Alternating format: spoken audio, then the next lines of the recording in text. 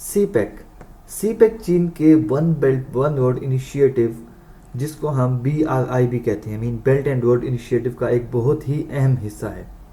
सी pack के ज़रिए तमाम शाहराहों और रेलवे का एक वसी जाल बिछाया जाएगा। ये one belt one road initiative का मंसूबा कैसे स्टार्ट हुआ?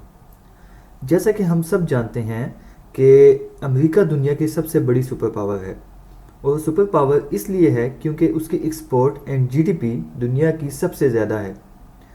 जो मुल्क जितना एक्सपोर्ट करेगा, जो जितनी बड़ी GDP रखेगा, वो उतना ही इन्फ्लुएंशियल होगा और वो सुपर पावर तस्लीम किया जाएगा।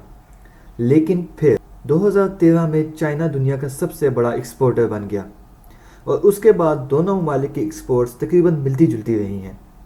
लेकिन स्टिल अमेरिका की GDP चाइना की GDP से बहुत आगे है, और चाइना ये कोशिश कर रहा है कि उसको क्रॉस करे। लेकिन ये सब कैसे पॉसिबल होगा? वो सब ऐसे होगा कि चाइना को अपनी तिजारत मज़ीद बढ़ानी पड़ेगी। ये है दुनिया का नक्शा। अगर चीन को कुछ भी दरामद या बरामद करना पड़ता है तिजारत के लिए, तो उसे इन रास्तों का इस्तेमाल करना पड़ता है। ये रास्ते बहुत ही लंबे हैं, और इसमें बहरी जहाज़ों को एक कंप्लीट बर आज़म का सफ़र तय करना पड़ता है, जिससे ना सिर्फ वक्त बल्कि वसाइल पे भी बहुत ज़्यादा अखराजात होते हैं, और जिससे चाइना की मईशत को काफ़ी नुकसान उठाना पड़ रहा है। तो इन सब चैलेंजेस को काबू पाने के लिए चीन ने one belt one road plan जो है वो मुतारिफ कराया, जो चीन को दुनिया से छोटे रास्तों से जोड़ेगा।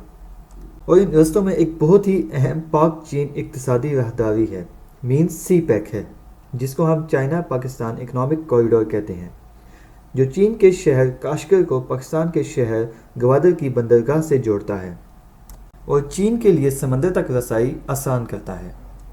चाइना इस वक्त रवां सदी के सबसे बड़े मंसूबे में काम कर रहा है, जिसके तहत एशिया, अफ्रीका, यूरोप समेत दुनिया के 70 ममालिक को वो बहरी और ज़मीनी रास्तों से जोड़ना चाहता है, जिसका नाम एक पट्टी एक शाहराह है, means one belt one road, OBOR। इसको BRI भी कहते हैं, बेल्ट एंड रोड इनिशिएटिव। इस प्रोजेक्ट के ज़मीनी रास्ते को सिल्क रोड इकोनॉमिक बेल्ट कहते हैं, और बहरी रास्ते को मैरीटाइम सिल्क रोड इनिशिएटिव कहते हैं। ये एक ऐसा मंसूबा है जिसके बारे में हम कह सकते हैं कि ये दुनिया के तमाम ममालिक को आपस में एक रोड के ज़रिए जोड़ सकते हैं।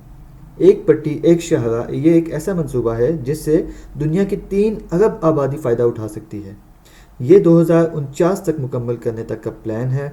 पाकिस्तान के अलावा कई ममालिक इसका हिस्सा बन चुके हैं। इस एक मंसूबे से 900 से ज़ायद मंसूबों का इफ्तिताह होता है। तो सबसे पहले हम बात करते हैं शाहराह रेशम की। इस रोड को अजीम मुसलमान हुक्मरान शेर शाह सूरी ने बनाया था। मुसलमानों की तिजारत को वुसअत देने के लिए शेर शाह सूरी ने GT रोड बनाया, जो कि एशिया की तवील तरीन और कदीम तरीन शाहराहों में से एक है।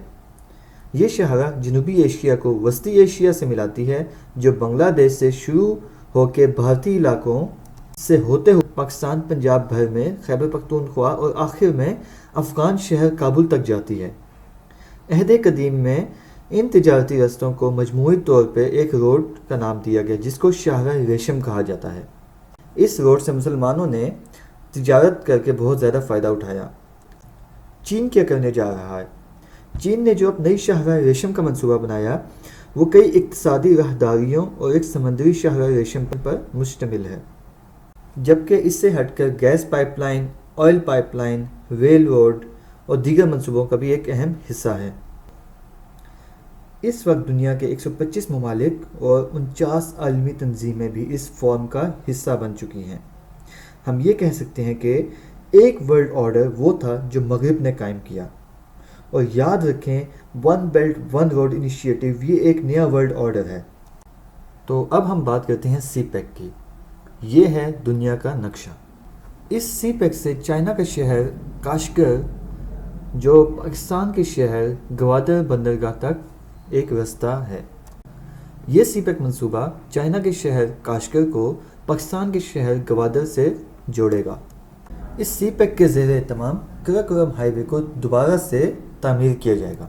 ये कराकोरम हाईवे 887 किलोमीटर लंबी होगी।